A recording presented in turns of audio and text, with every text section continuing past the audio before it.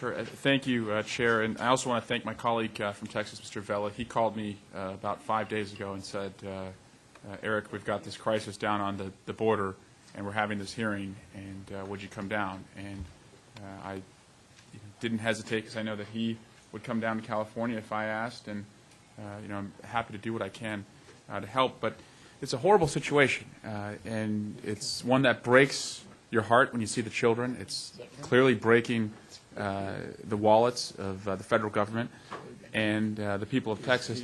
But the one silver lining that I found in this is just watching the way, Mr. Oaks, that your agents treat these children and families with such dignity and humanity.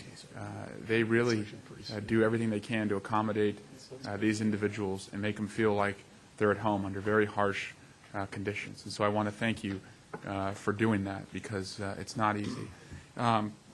Just a couple questions under limited time. Would you agree, Mr. Oaks, with Governor Perry, or disagree that the border is not secure? Because from what I heard this morning was that these children are running into the arms of the border agents, not away from them.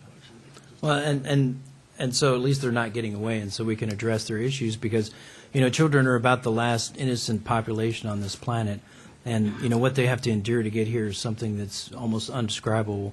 I think the good bishop described it better than I've ever heard it, and it's our obligation in terms of border security to treat everybody equally, irrespective if they're children or family units, but everybody that comes in custody of all law enforcement, no matter what crimes they've committed, as civil servants and servants of the public, it's our obligation to serve those people and do whatever we can to make them as comfortable as we can until they are addressed in the appropriate manner, whether it's criminal, administrative, or some sort of deportation. And with respect to the 72-hour requirement, what can we do as a body to give you the resources you need to make sure that you meet that 72-hour requirement, so that children are not staying there beyond that period? Because your facilities, as we saw today, were not designed to be detention facilities. So what can we do immediately and in the long term if this crisis continues?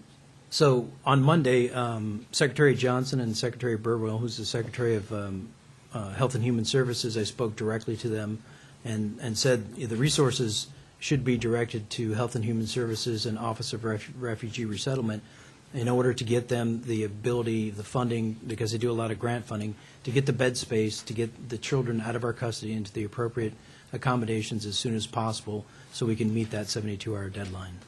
Thank you, Mr. Oaks. Thank you, Mr. Chair. I yield back the balance of my time.